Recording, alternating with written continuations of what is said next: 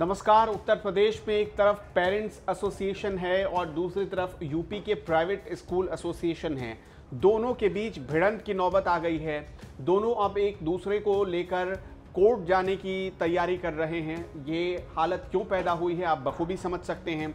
आपके बच्चे भी, अगर आप उत्तर प्रदेश के रहने वाले हैं तो आपके बच्चे भी किसी प्राइवेट स्कूल में पढ़ते हैं तो प्राइवेट स्कूल का दर्द क्या होता है इस वक्त आप समझ सकते हैं। अगर आपकी नौकरी, आपका रोजगार नहीं चल रहा है तो जाहिर सी बात है फीस भरने में आपको दिक्कत आएगी। सरकार ने कहा था कि स्कूल, जो प्राइवेट स्कूल हैं वो बच्चों की फीस माफ़ करेंगे।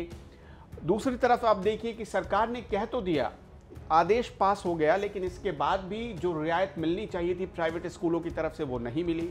और ऐसे में पेरेंट्स एसोसिएशन ने 3 मांगे रखी हैं, 3 पॉइंट्स रखे हैं इस वक्त। पहला पॉइंट ये रखा गया है कि पिछले साल की तरह इस साल भी स्कूल फीस माफ़ होनी चाहिए। स्कूल खुले ही नहीं, ऑनलाइन क्लासेस सही से नहीं चले तो फीस किस बात की भरे जाएं। दूसरी जो मांग रखी गई है वो ये कि लॉकडाउन में काम बंद थे, ऐसे में फीस कहाँ से भरेंगे लोग। तीसरी जो पॉइंट रखी गई है, तीसरा जो पॉइंट है वो, अगर स्कूल की तरफ से बच्चों का नाम काटा जाएगा, जैसा कि स्कूल धमकी दे रहे हैं, तो स्कूलों पर ताला लगा देंगे। अब देखिए स्कूलों की तरफ से क्या कहा जा रहा है, प्राइवेट स्कूल क्या दावा कर रहे हैं या उनका तर्क क्या है। प्राइवेट स्कूल का कहना है कि फ़ीस नहीं बढ़ाएंगे हम, लेकिन जो पुरानी फ़ीस है आपको वो पे करना पड़ेगा, उसका भुगतान करना पड़ेगा।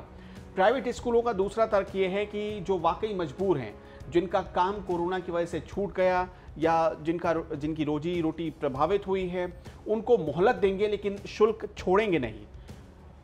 ये प्राइवेट स्कूलों की तरफ से कहा गया है कि शुल्क हम छोड़ेंगे उन्हीं लोगों को जो वाकई में हमें लगेगा कि बहुत ज़्यादा मजबूर हैं, या उन्हें पहले मोहलत देंगे। जो तीसरी शर्त रखी गई है वो ये कि लॉकडाउन में जो प्रोफेशनल सेवाएं जारी थी वहां काम करने वाले बच्चों से पूरी फीस ली जाएगी।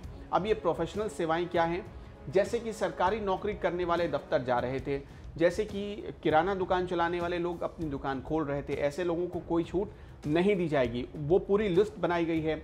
सरकारी नौकरी, स्कूल संचालकों ने ये तय किया है कि सरकारी कर्मचारी, चिकित्सा, स्वास्थ्य, किराना, फैक्ट्री संचालक, सब्जी फल बेचने वाले लोग, दूध बेचने वाले लोग, सर्जिकल आइटम बेचने वाले लोग, यानी मेडिकल स्टोर्स पर जो काम कर रहे हैं, मेडिकल स्टोर्स जो चलाते हैं वैसे लोग, उनके बच्चों से पूरी फीस ली जाएगी, उन्हें कोई रियायत नहीं दी जाएगी।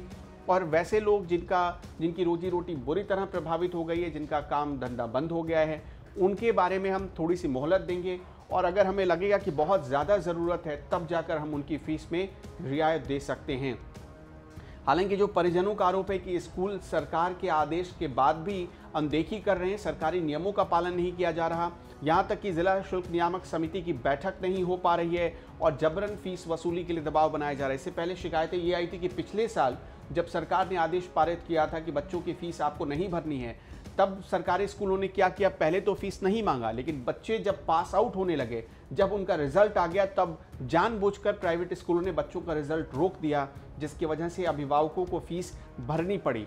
तो इस बार भी इस तरह का एक अंदेशा लगा रहे हैं जो पेरेंट्स एसोसिएशन के लोग हैं या जो पेरेंट्स हैं, उनकी ओर से एक अंदेशा व्यक्त किया गया है। अब सरकार को ये पूरा तय करना है कि वो प्राइवेट स्कूलों को कैसे मनाए, और प्राइवेट स्कूलों को भी सोचना समझना पड़ेगा कि कोरोना काल में कैसे मिलजुल कर आगे बढ़े।